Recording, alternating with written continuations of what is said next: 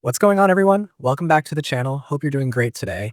We've got a brand new patch for Ready or Not that just dropped on September 11th, 2025 for PlayStation 5.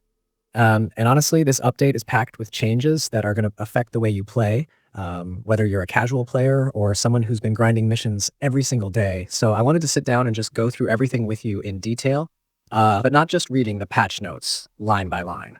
I want to talk through what these changes actually mean, how they'll feel when you're in a match, and how this will affect the game in the long run.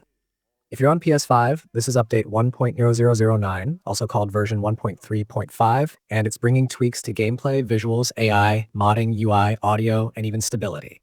There's a lot to unpack here, so let's talk through it slowly and make sure we cover every piece of this massive update. The first thing that caught my attention is the focus on modding tools. Now, even though console players don't get the same level of modding that PC does, the fact that the developers are expanding the backbone of mod support is really good news.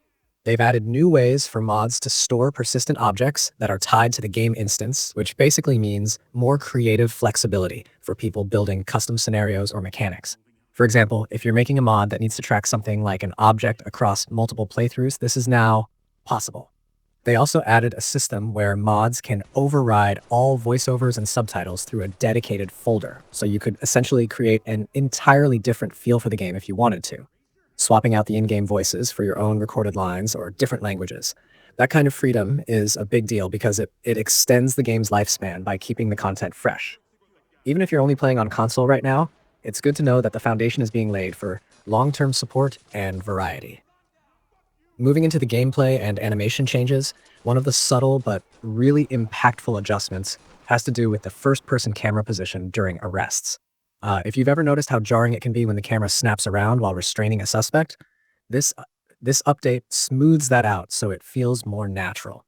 It may sound small, but when you're in a tense firefight or working methodically through a map, that kind of polish makes the experience much more immersive.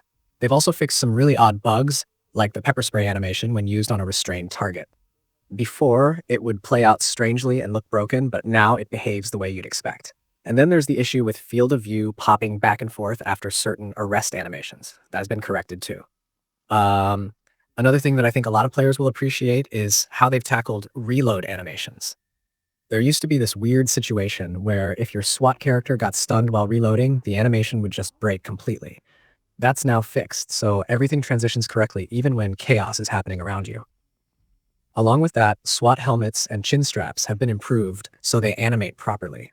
Something as small as a chin strap actually moving when a character talks or shouts a command adds realism, and those little details really matter in a tactical shooter like this, because the whole point is immersion. Now, AI fixes. This is a big one. You've probably seen suspects or civilians end up in the weirdest places, like outside of map bounds or stuck in areas you can't reach. That has been cleaned up so they behave in a more realistic way. Flashbangs also used to count as friendly fire if SWAT AI got caught in them, which made no sense because obviously your team isn't intentionally hurting itself. That penalty is now gone, which should prevent those frustrating mission score deductions. There was also a strange quirk where if you were looking straight up at the sky and gave your AI teammates an order, they would sometimes ignore it. That's been fixed, so now they'll actually respond properly, no matter where your camera is pointing. Another funny but broken bug was with suspects who had shotguns. Apparently, they could keep pulling ammo from ammo caches indefinitely, as if they had an endless supply. That behavior has been corrected, which should balance encounters a lot better. Honestly, that one change alone makes firefights a little fairer, because before it could feel like you were up against a never-ending supply of shells. Shifting over to UI improvements, there are a ton of little quality-of-life changes that are going to make the overall experience smoother. The lobby search menu, for example, wasn't refreshing properly unless you restarted, which made finding games more frustrating than it needed to be. Now, it refreshes normally, so matchmaking should be much easier. They've also fixed gamepad navigation problems in the customization menu, so if you're setting up your gear with a controller, it should be way more responsive. Friends lists are loading correctly again after Epic Online Services authentication, and cross-platform icons are displaying the right way so you can actually see what platform your friends are on. Even the EOS overlay, which was having trouble capturing gamepad inputs, has been patched. All of these things might not sound as flashy as a brand new map, but they directly affect how smooth it feels to play, especially if you're on console where you rely on menus and overlays constantly. And then there's localization, which has always been a little messy. They fixed missing leader text in certain modes, cleaned up region selection, and sorted out some missing lines of text in tooltips. It's small stuff, but if you've ever had an instruction or a command not display correctly, you know how frustrating that can be in the middle of a mission. Even something like the reticle disappearing or commands queuing incorrectly has been addressed.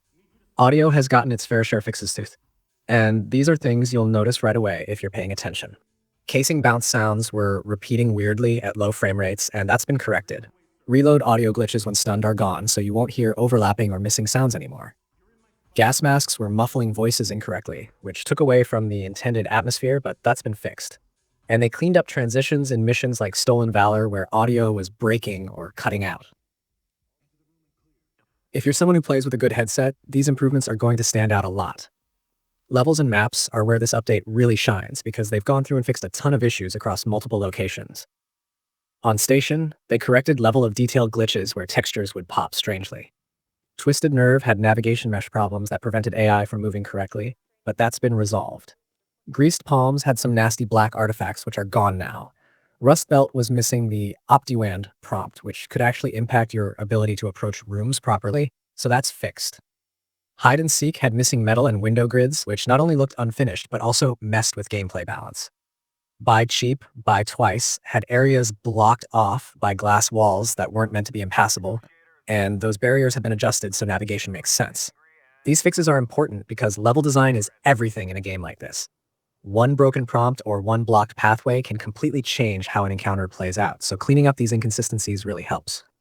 There are also a bunch of miscellaneous fixes that you'll run into while playing. Flashlights were getting stuck in mid-air, which looked hilarious, but also broke immersion, so that's gone. The exploit with free lean canceling has been patched, meaning players can't abuse movement mechanics anymore. Flashbangs combined with disconnects were being counted as team kills, which again made no sense, and that's been corrected. Multiplayer stability is a big focus, with crashes fixed for situations like when the host closed the lobby or when certain explosion or death animations triggered. You'll notice fewer random crashes overall, which should make multiplayer sessions a lot more reliable. They've also corrected aim down sight speed modifiers, so those actually work as intended now.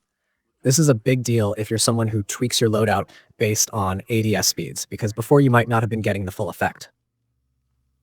Achievement progression has been fixed too, so those trophies that weren't unlocking should finally pop. Team leader and team color consistency issues have been cleaned up, which is nice because identifying who's in charge and what role you're supposed to be playing is crucial for tactical coordination. All of this adds up to an update that isn't just surface level polish. It's one of those patches where you can tell the developers listened to community feedback and went through the game with a fine-tooth comb to make it more stable, more immersive, and more fun. For PS5 players in particular, this should make the experience way smoother because a lot of the console-specific issues have been addressed. And I think the bigger takeaway is that the developers aren't slowing down. They're constantly tweaking both the technical side and the gameplay side, which shows a real commitment to making this game last for years. If you think about it, updates like this are what keep a tactical shooter alive. It's not always about dropping brand new weapons or massive new maps every single time. Sometimes it's about ironing out the rough edges so that the core gameplay loop feels flawless. When you load into a mission now, you're less likely to deal with teammates ignoring orders, broken animations, or crashes knocking you out of the experience. And that's huge for a game that prides itself on tension and realism. Now, let's talk about what this means for you if you're someone who mainly plays solo with AI, or if you're part of a group that jumps into multiplayer sessions regularly.